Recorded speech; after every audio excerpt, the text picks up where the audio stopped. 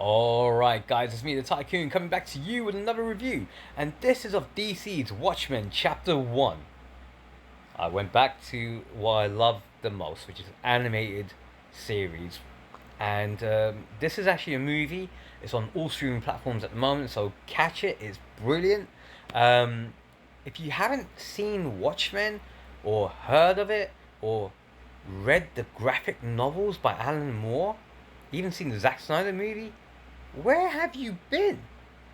This is really is one brilliant, series.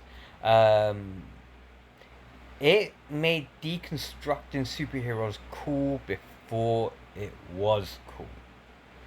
So, Dr. Manhattan, Rorschach, Night Owl, Silk Spectre, Osmondius, and the comedian are all in this, and it follows the comic line down to a T. Without going over graphic or hyper stylized in terms of the violence, it really is, it's there. You know, you're watching this, you're following it like as if you was reading the comics. Um, and Watchmen, brilliant. You know, again, so what is it about? Well, in New York City, a comedian has died. And Rorschach is out there investigating it because he thinks that there is someone going out there killing us masked heroes, or former masked heroes.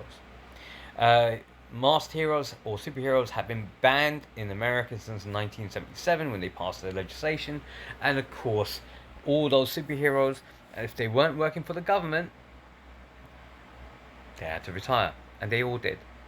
But you also see how the group, the Watchmen, came together after the Minutemen in the 1940s and of course the 50s, and how things have evolved since, and that the comedian's been killed off, and Rorschach, as he's investigating this, he's still trying to put pieces together.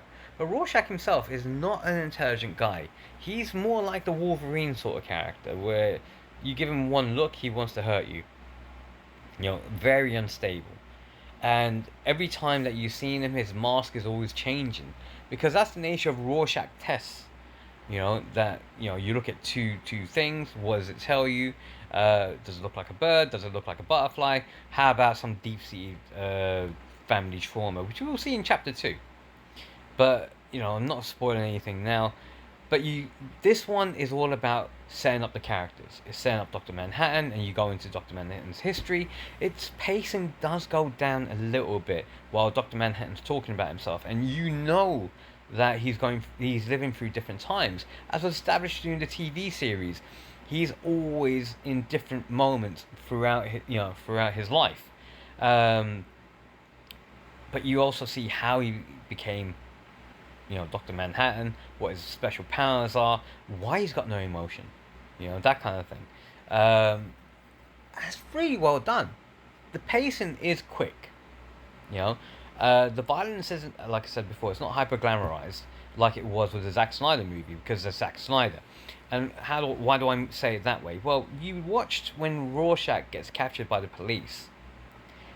In Zack Snyder's movie, it was like beating down 50 police officers, and then they all jumped on him. Here, it's like the comics. One, maybe two, but then they overpower him very fast. So they kept it to that sort of level. They also brought in I can't remember the name of the comic inside the comic, but something, the Black Pearl. And you're watching that take place as well, and you're seeing the kid reading it. You're seeing the news vendor talking about his life and so on and so forth. And again, it's all set behind the backdrop of, could there be a World War III? Because the Soviets are now ramping up. Nixon is still in power, and the world is going to hell in a handbasket very quickly. So what can the Watchmen do? Well, they haven't even come back and reunited yet. So it's wonderful to see how this came about and came to life.